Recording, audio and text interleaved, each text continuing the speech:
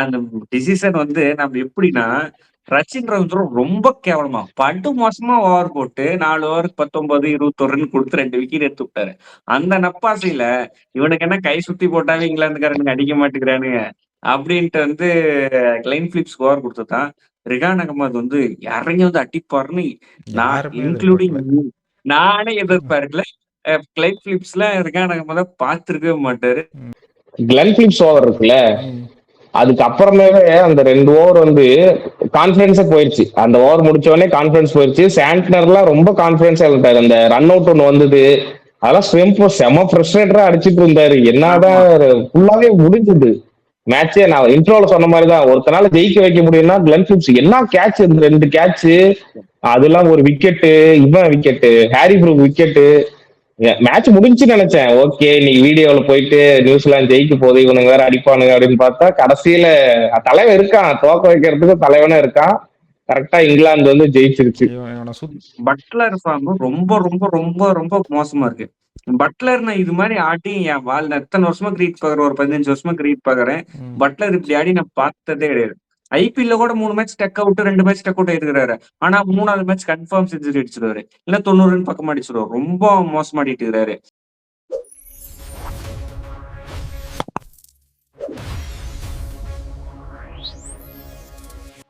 அது எப்படி ஒருத்தனால மேட்சையும் ஜெயிக்க வைக்க முடியும், மேட்சையும் தோக்க வைக்க முடியும்னா அந்த டீமோட ஒரு ஆள் தான் இங்க இருக்கிறான் நியூசிலாந்துல.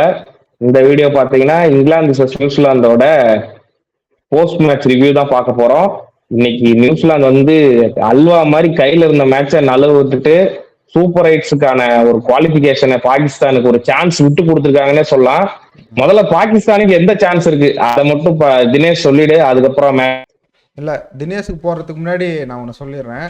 தினேஷ் நேற்று இது பேசிகிட்டு இருக்கும்போது புலம்பிட்டு இருந்தான், இது ஒரு மொக்க மேட்ச்சு, இதெல்லாம் ஏன் நம்ம போய் பார்க்கணும், ஏன் ரிவ்யூ பண்ணணும் ப்ரிவ்யூ பண்ணணுன்ட்டு அது நியூசிலாந்துக்காரன் கேட்டுட்டான்னு நினைக்கிறேன். நீங்கள் அவ்வளோ கவலைப்படுறீங்க, நாங்கள் இன்ட்ரெஸ்ட் ஆக்கி தரோம் அப்படின்ட்டு கடைசியாக நாளைக்கு ப்ரோ, மேட்ச் ஒரு இன்ட்ரெஸ்ட் ஆக்கி கொடுத்துட்டாங்க.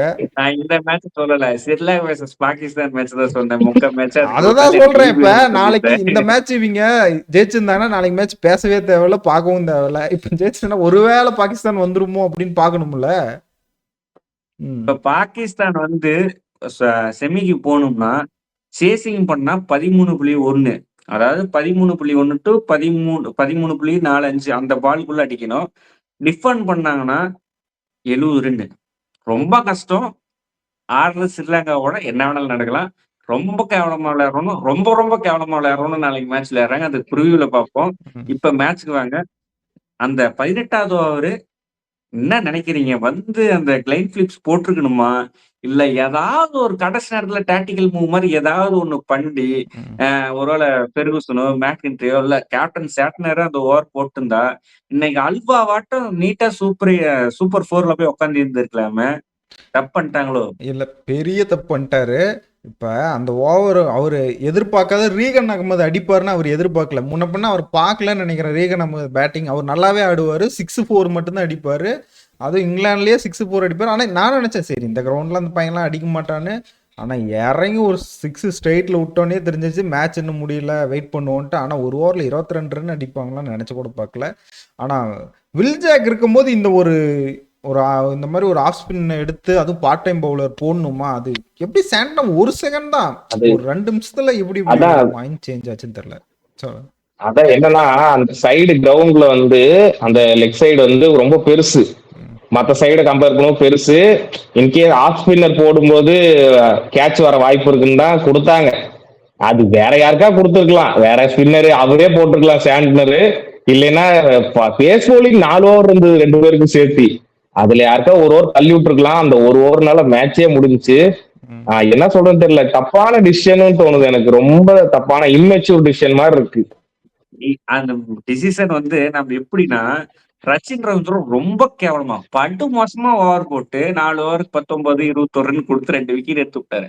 அந்த நப்பாசையில இவனுக்கு என்ன கை சுத்தி போட்டாவே இங்கிலாந்துக்காரனுங்க அடிக்க மாட்டேங்கிறானுங்க அப்படின்ட்டு வந்து கிளைன் பிலிப்ஸ் ஓவர் கொடுத்துட்டான்.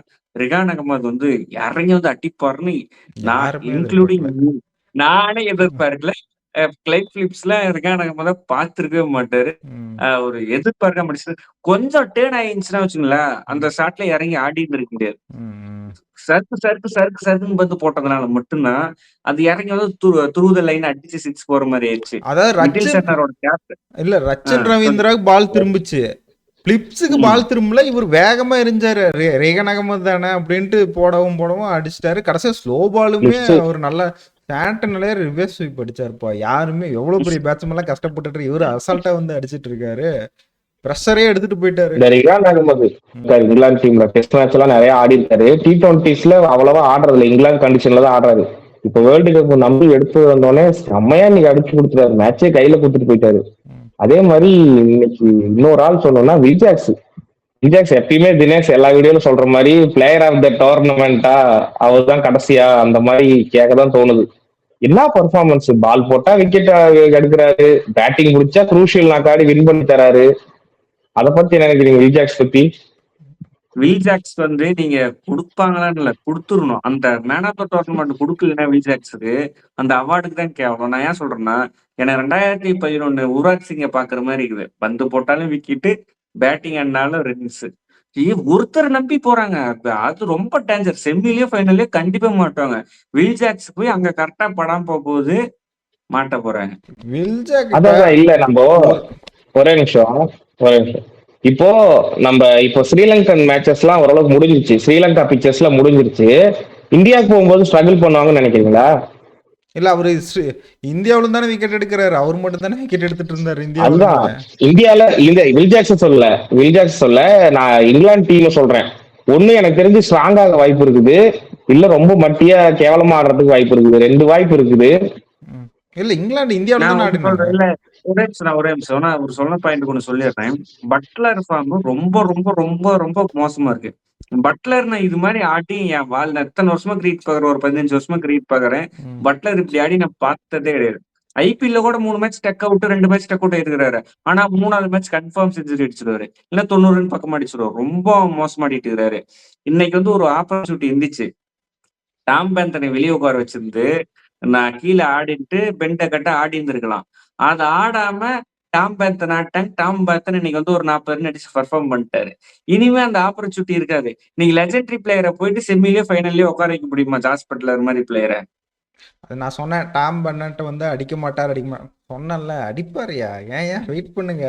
வின்னிங் டீமை பிரிக்க மாட்டாங்க. இப்பயுமே சொல்றேன், அவங்க இன்னைக்கு வந்துட்டு ஸ்பின் பிச்சுங்கனால தான் ரெகன் முகமது உள்ள வந்தார், ஓவர்டன் உட்கார வச்சாங்களே தவிர வின்னிங் டீம் எல்லாம் பிரிக்க மாட்டாங்க. வேற வழியே இல்லை. இன்னைக்கு என்ன டெஸ்ட் பண்ணணும்னு இருந்தா இன்னைக்கு பண்ணிருக்கலாம். பட்லர் உட்கார வச்சுட்டு பெண்டக்கட்ட ஆட வச்சிருக்கலாம். ஆனா அந்த வாய்ப்பு இன்னைக்கு எடுக்கல. அவங்க முடிவு பண்ணிட்டாங்க, நீ டக் அவுட்டே என்ன ஆனாலும் சரி, நீ பட்லர் நீ தான் ஆடணும். ஏதோ ஒரு மேட்ச் பேட்டில் பட்டுரும் அவருக்கு, big match player, expected player அப்படின்ட்டு.